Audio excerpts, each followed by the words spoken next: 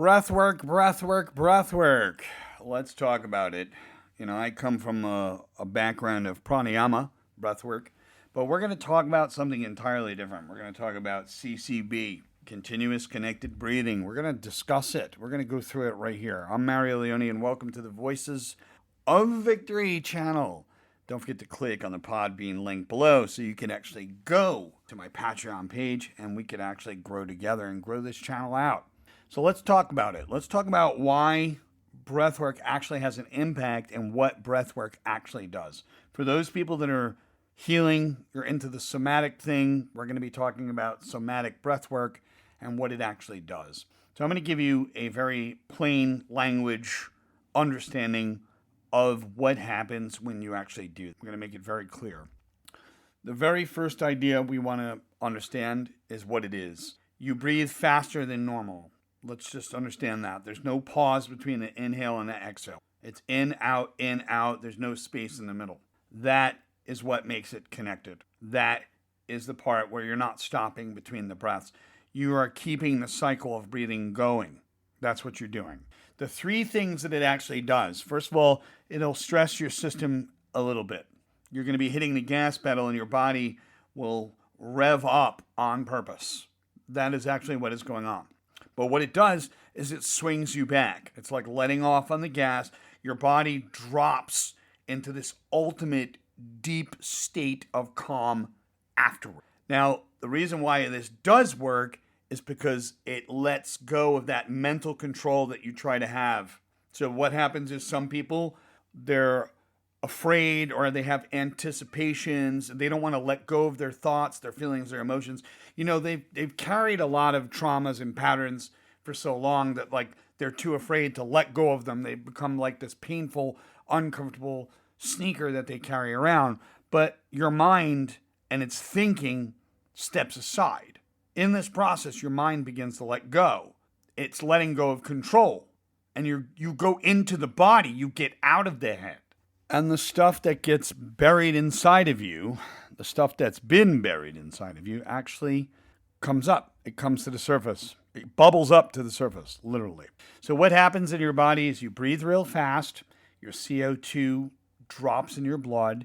Your body starts to feel different. You're going to get tingling. You're going to get lightheadedness. This does happen. These aren't guarantees, but they're possible. And your brain starts moving from the whole thought to feeling.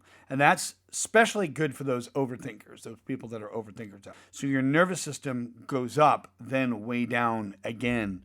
So your body runs on patterns. We are patterns. You are patterns. It's not that you have a pattern. You are a pattern. And you become what you absorb. So stress and past hurt, they can actually go right into your nervous system. Okay. And they get stuck there in a cycle. So you're always tense, the muscles don't relax, you're always on edge, you're always looking for danger, and you could feel very checked out, mentally checked out, or shut down. So breath work, somatic breath work, actually interrupts the entire cycle. So it brings stuff up. The old emotions actually come to the surface. The grief, the anger, the fear, the things that you've pushed down for a long time, they come to the surface. You feel them in your body. You're not just thinking about it, you're feeling it in your chest, your throat, your gut. They actually come to the surface. Your nervous system is in a beautiful new state at that point. It's different from when the things first happen, maybe when a particular trauma or experience first happened. That actually matters. So what reprocessing means, because they come up and they're not done when they come up. They will go away. Eventually, they will go away, but we have to be able to reprocess. So you have to be able to reprocess. And what reprocessing means is you're revisiting old stuff. And that's why some people can't. Some people find it difficult to do somatic breath work because they have to face down their demons. But when it comes back, you get to kill the demon and reprocess it. And at that point, your body isn't reacting the same way it did before. It's completely different. There's an old memory, a new body state, and a new response, and a new way to reprogram how you understand and feel of what happened. So these patterns can change, and they don't change by thinking. They do change by feeling it differently and reinterpreting it in a different way. So what that release really means, it's not magic, is your body is finishing what it started. So your body lets go of any tension that's been held for many years. There is no emotional response at that point. You're completely cut off from your emotional responses at that level.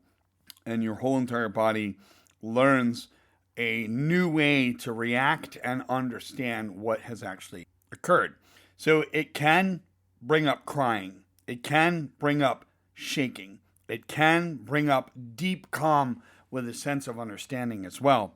As long as we start to add understanding in there, that's the thing. You want to be able to reprocess these. Now, what it actually helps with, first of all, it helps you handle stress a whole lot better. So the hard things still happen, but you actually bounce back faster. Now, you're not going to feel like you're being held back. Some people feel like, oh, I want to do certain things in life, but I just feel held back.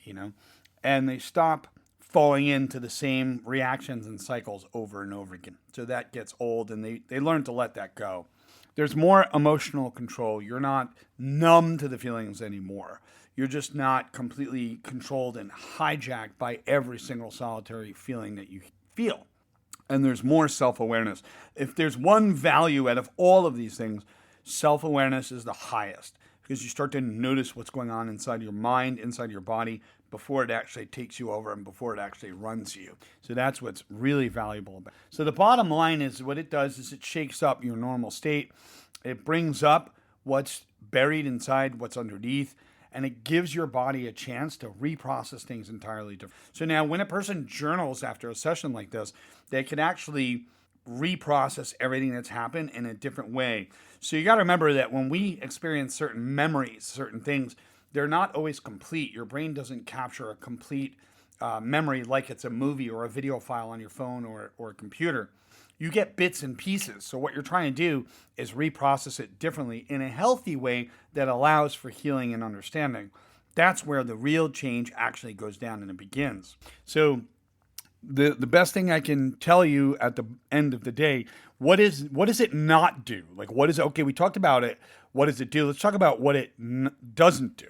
Okay, it doesn't erase your past, and it is not a one session fix. Okay, and the intensity alone shouldn't be confused with the idea that you actually healed something. You still do need repetition. You also still need to reflect, and whatever comes up needs to be integrated in a healthy way. That is what is important. So yes, this can help people of all different kinds of things.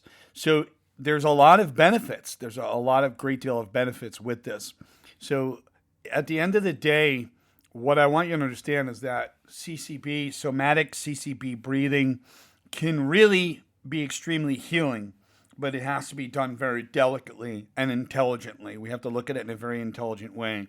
We have to take a hard look at how we can heal and how we can move forward our patterns, move forward those things. Because these things are going to come up again. It's almost like you're reliving it. But this time it's different. You get a second chance to kill the dragon and face it down. And I can tell you with absolute truth that when people say it doesn't erase your past, that is scientifically true. When they say it's not a one session fix, that's scientifically true.